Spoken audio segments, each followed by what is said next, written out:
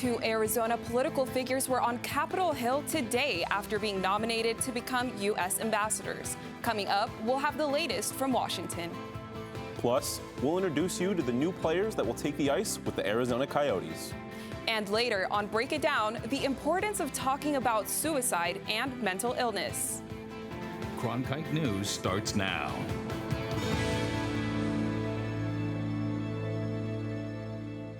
Good evening and welcome to Cronkite News on Arizona PBS. I'm Diana Quintero. And I'm Sean DePaz. Thank you for joining us.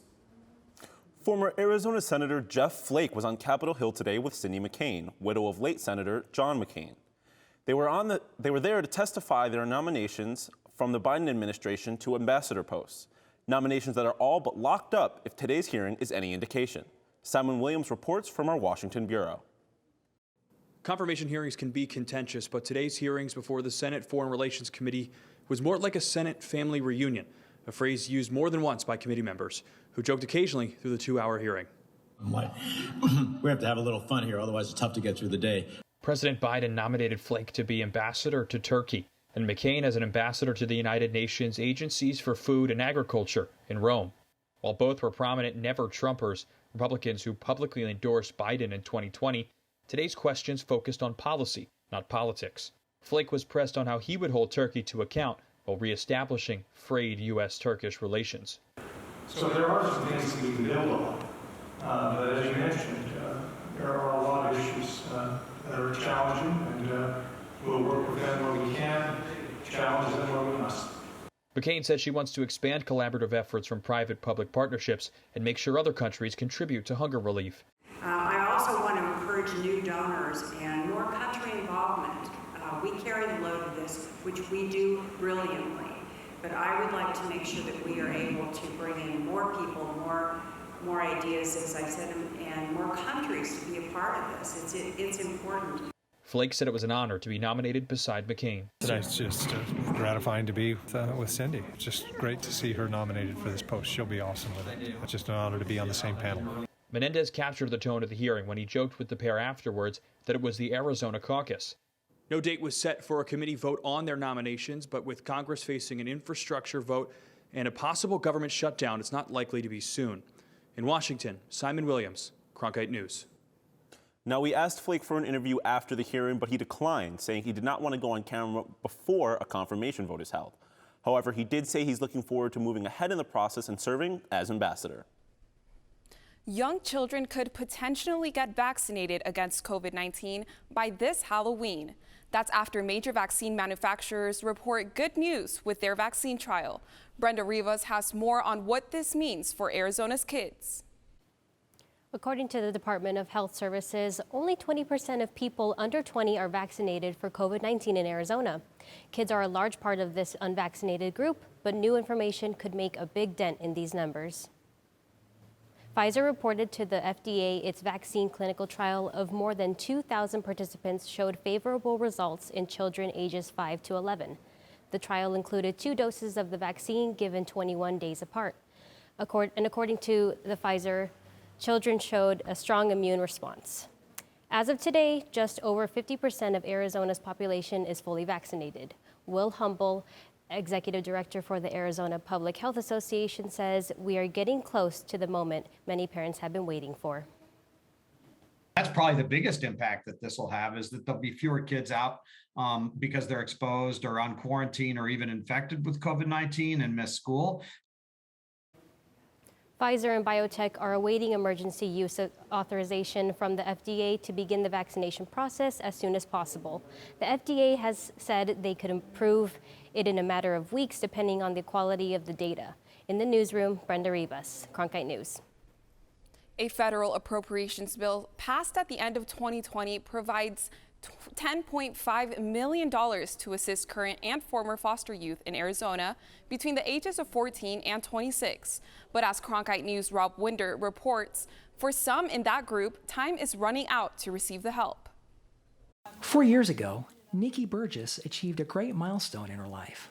I graduated college with my bachelor's in May 2017. She started college at the age of 17.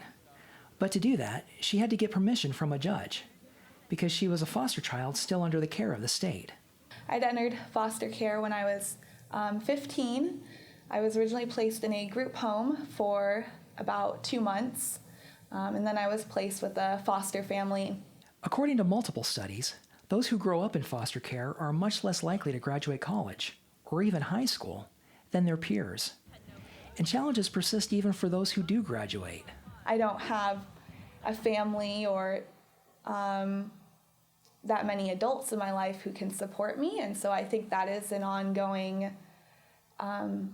struggle when anything challenging happens in my life, is just not having that support system. When the pandemic hit last year, that lack of a support system became all the more detrimental for former foster youth like Burgess. Young people in their late teens, early 20s, what did most of those young people do when the pandemic hit? They moved back home. They moved in with parents. They moved in with other relatives. They moved in with roommates, or they were in a college situation. And that's not available for most young people who age out of foster care. To help young adults like Burgess weather the pandemic, a federal program designed to help foster youth transition to adulthood was expanded and given additional funding. The maximum age current and former foster youth could receive financial assistance was raised to 26. But that won't be the case for much longer. Those flexibilities actually end on September 30th of this year. And so we're coming up against a really important deadline. In Arizona, recipients can receive up to $2,000 in needs-based assistance from the program. The Arizona Department of Child Safety says there are multiple ways the money can be used. Laptops have been a big one. Laptops, scooters, bikes. Vehicle things are pretty obvious.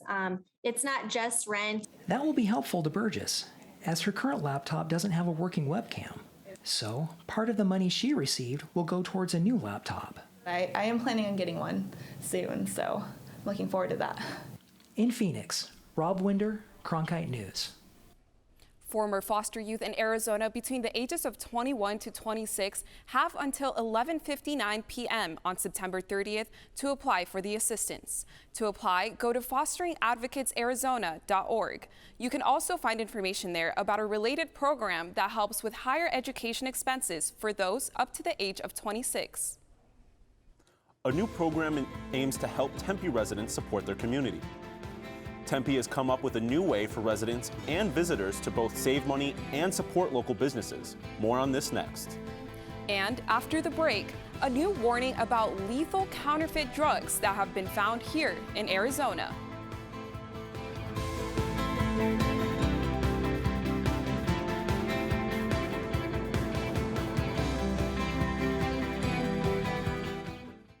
Passport is adding new shows and doubling the number of episodes for you to stream. For the first time ever, our most popular programs have been selected just for you. But there's so much more. Whether you like to travel, wow, feast, and calories don't count. Look back. That is me. Discover. You know the whole story. There's something for everyone. Let's get to it right away. Stream on any device with Passport on the PBS Video app. What you get from Washington Week that you will not get anywhere else are the best and the brightest reporters from different media companies, and they're able to have a real conversation about things that are happening in Washington and around the country. But it's also a show about issues that are relevant to different communities. How do you think that... As the moderator, I feel this deep responsibility to bring in those other perspectives so that people understand how power and politics impact their daily lives. Friday nights at 7 on Arizona PBS.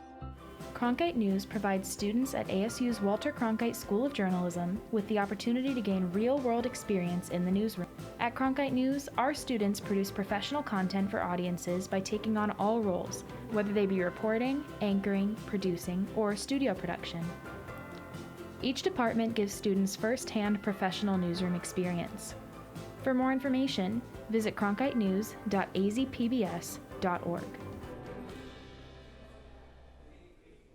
The Drug Enforcement Administration is warning Americans about an alarming increase in lethal counterfeit pills.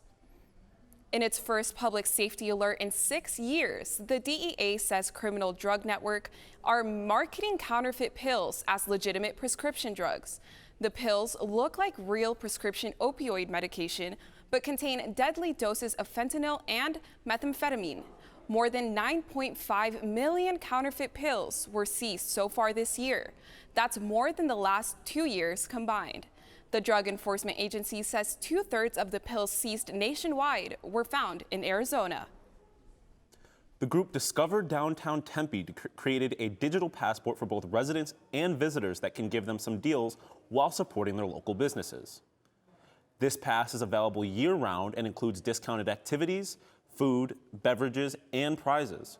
Restaurants, retailers, attractions, and more are offering discounts to those who use the digital passport.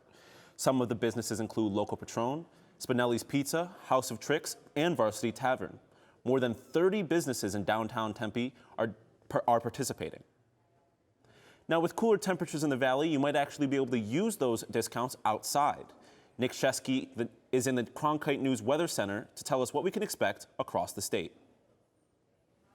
We will be seeing some cooler temperatures all across the state. But with those cooler temperatures, we're going to be seeing some rain. So as you'll see here, coming up from the south, we'll have these winds pushing this rain towards the eastern side of the state. Cities like White River and Show Low and Window Rock can expect quite a bit of rainfall this week. Now, looking at our temperatures, these cooler temperatures we were talking about all across the state, our highest temperature in the state for tomorrow is going to be 90 down in Yuma. Here in Phoenix, 87. It's going to be as cold as 59 up in Flagstaff. So much cooler temperatures by Arizona standards coming in this week. Now, looking at our evening planner tonight, it's an 88 degrees right now, and it's pretty sunny, and it's going to cool down to 81 come 10 p.m. this evening. Not a drastic cool down, but it should be for a pretty clear and comfortable night. Now, looking at our 8-day planner, our weekly planner, it's pretty cloudy with a 20% chance of rain tomorrow, and it's going to be 87 degrees. And coming into the weekend, those clouds are going to go away, and you're going to see that reflected in the temperature. It's going to heat up a little bit, peaking at 95 degrees come Monday. But then those clouds are going to come back coming out of that weekend, and you're going to see that reflected in the temperature once again. It's going to cool all the way down to 88 degrees come next Wednesday. So in the Weather Center, Nick Shesky, Cronkite News. I'm Cam Dyer. Coming up after the break, I'll have your Cronkite Sports Report. The Mercury have a shot to make it to the finals as they start their best-of-5 series against the Aces.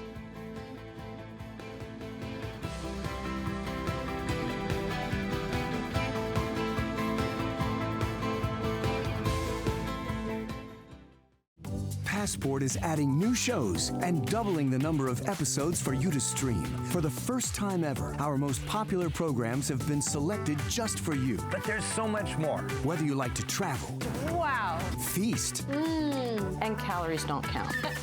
look back, That is me. discover, You know the whole story. there's something for everyone. Let's get to it right away. Stream on any device with Passport on the PBS Video app. What you get from Washington Week that you will not get anywhere else are the best and the brightest reporters from different media companies, and they're able to have a real conversation about things that are happening in Washington and around the country. But it's also a show about issues that are relevant to different communities. How do you think that As the moderator, I feel this deep responsibility to bring in those other perspectives so that people understand how power and politics impact their daily lives. Friday nights at 7 on Arizona PBS. Cronkite News provides students at ASU's Walter Cronkite School of Journalism with the opportunity to gain real-world experience in the newsroom. At Cronkite News, our students produce professional content for audiences by taking on all roles, whether they be reporting, anchoring, producing, or studio production. Each department gives students first-hand professional newsroom experience. For more information, visit cronkitenews.azpbs.org.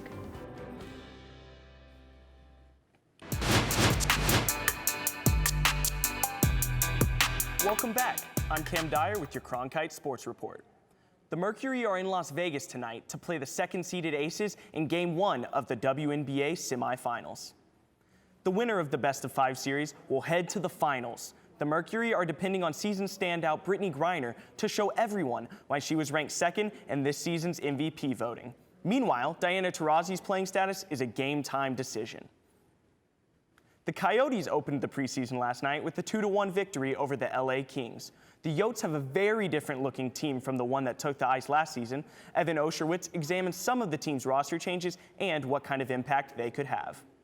When the Coyotes opened their regular season schedule on October 14th, 5 of their 6 everyday defensemen will be new to the team. Jacob Chikrin is the only returner from last season, and whether or not he can repeat his 18-goal, 41-point performance will depend on whether or not he can adapt to playing with a new partner. Our group of guys we brought in this year, we've all been skating together for a while. We've been doing kind of little team stuff. I think we've done a good job of it so far. It does feel like I've known a lot of the guys for a while, and I haven't. Arizona's forward group will also have plenty of new faces. Christian Dvorak and Connor Garland have moved on to different teams, which means players like Christian Fischer and Nick Schmaltz will have to fill the void left by their departures. No secret, there's 15, 16 new guys in this locker room, and change is scary, but it's fun. I think it's fun to see new faces, new personalities, new coach, pretty much a whole new everything. It's a great opportunity for everybody. I think we got guys trying to take the next step in their careers, and guys are going to get more opportunities, whether it's playing time or different situations. So I think guys can take a step in that way, and be one of the go-to guys, and get to play minutes that maybe you didn't get to play before. The Coyotes have only a few weeks until opening night to build cohesion, and their ability to do so may end up determining their results this season. In Glendale, Evan Osherwitz, Cronkite News. The Coyotes face the Ducks tomorrow night in another preseason matchup. They start the regular season in Columbus on October 14th.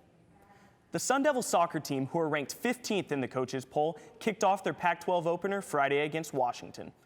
The Sun Devils had 2 goals by the 25th minute, but the Huskies added 2 goals of their own in the second half.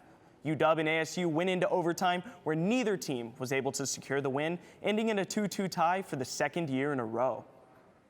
The team looks forward to facing USC on Thursday at Sun Devils Soccer Stadium.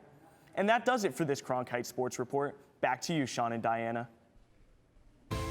That's it for Cronkite News tonight. Thanks for joining us.